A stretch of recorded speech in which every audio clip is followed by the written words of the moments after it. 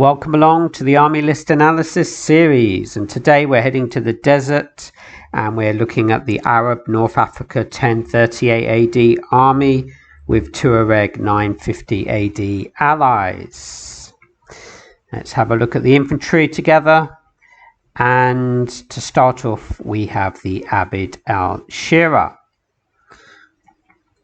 Now these units are swordsmen.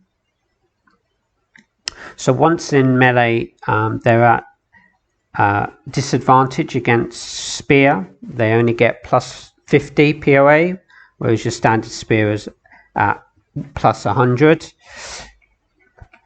So that's not great, and they're also more expensive. Your standard spear are 36 and they're 39. So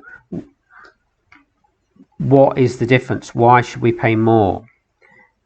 Well, as opposed to most armies with their defensive spear, these are swordsmen, so they don't lose POA on impact.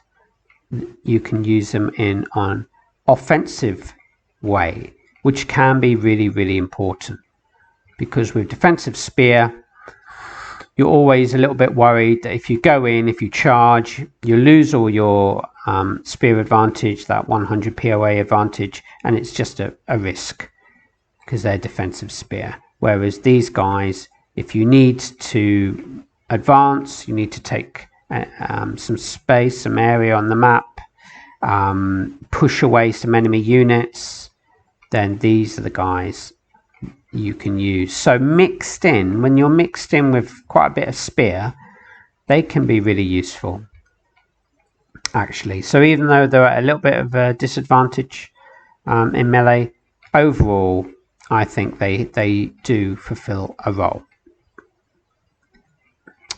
We haven't got so many spearmen, we've only got 3, and then we've got some Tuareg foot. Now these are interesting units because they are impact, which is great. So we get our plus 100 advantage.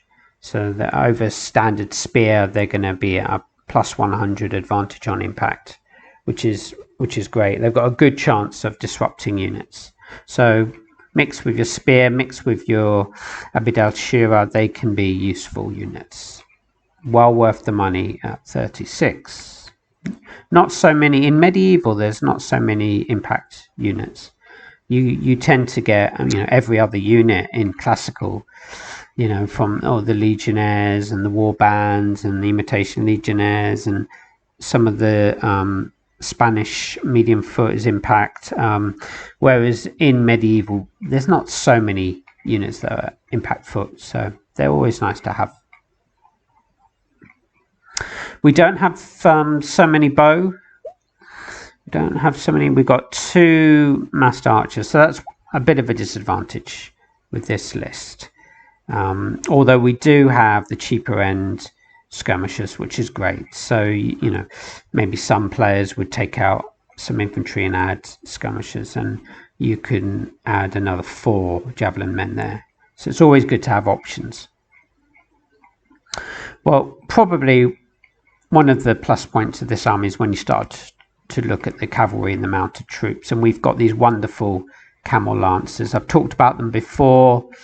They are overall, I do a top 10 units in the game, and I think they came in around number 6 because they're lancers and they're camels. So on top of their plus 100 for being lancers, they get roughly, it's about another plus 70 for being camels against cavalry.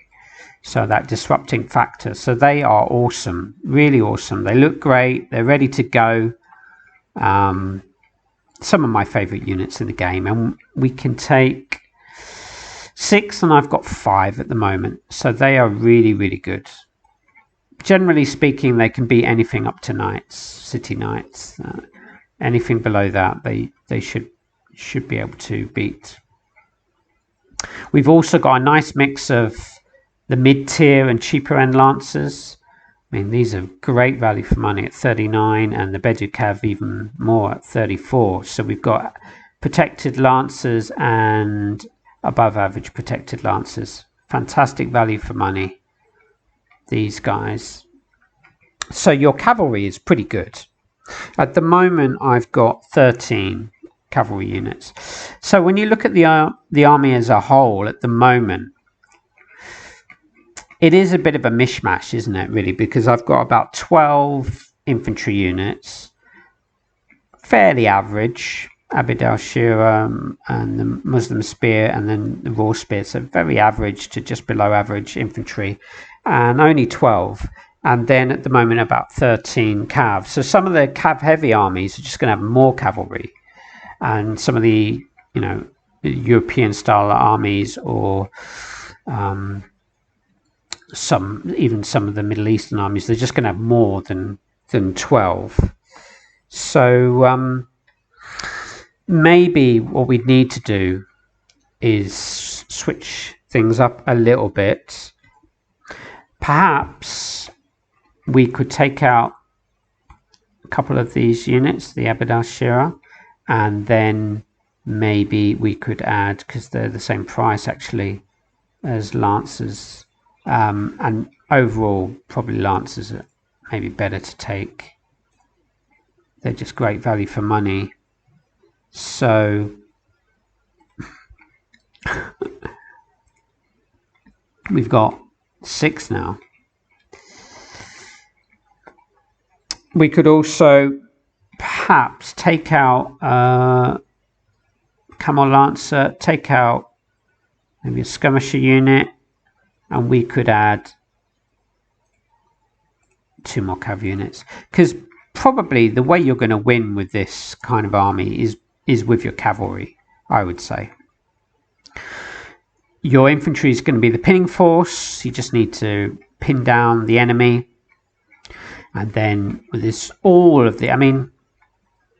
in fact, all of my, apart from the light horse, all of this cavalry, they're all lancers.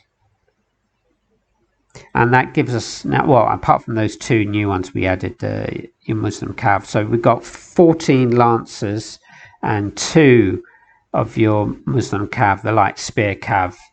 So that gives us 16 cav units. And that's this is probably more the army that players would take. They'd probably go heavy on the cav.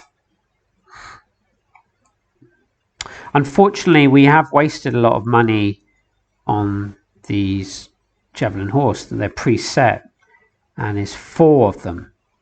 So that's quite a lot of money there, just wasted. It's about 96 points, which is a lot for Javelin horse. I might, if it was my choice, I'd just take 2 or 3 maybe, but not probably 4.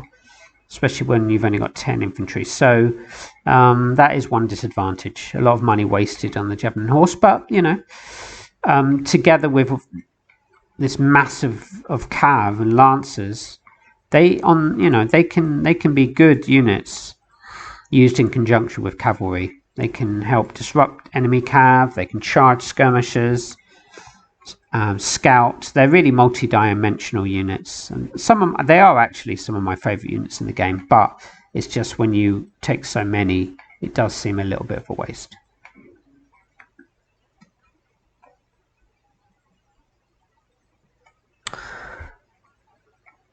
So we've got some decent cav now. We are lacking bow, so a lot of these newer armies, they've got mixed bow, Paviciers, armies with lots of crossbowmen, the Welsh longbowmen. So we're going to have a disadvantage there because our infantry is only protected. We've got a lot of cav. So armies with lots of archers might be a problem. You just got to go in quick, I think, and try and take out those archers as soon as you can.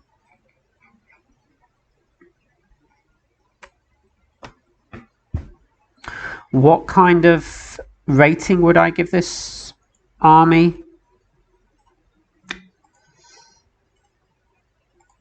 Just a B? Maybe just a B. I do like Camel Lancers. I do like all of this massive lancers here.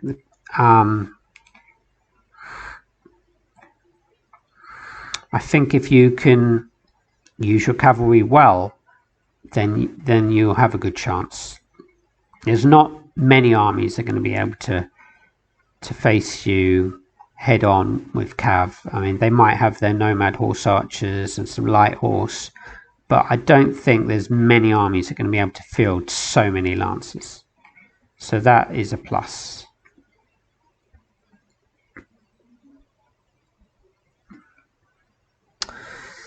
You're going to have to hope that your infantry is going to be able to hold, but maybe you could put some generals in your infantry.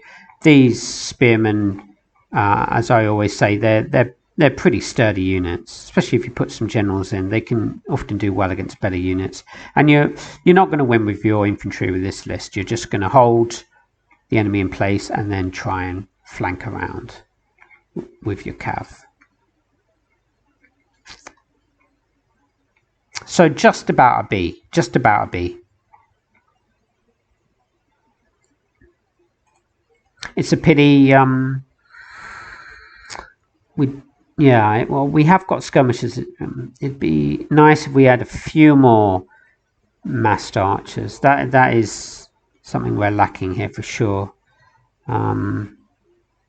We've got irregular foot, so if you wanted, there's quite a lot of rough ground on this map, so that's a plus.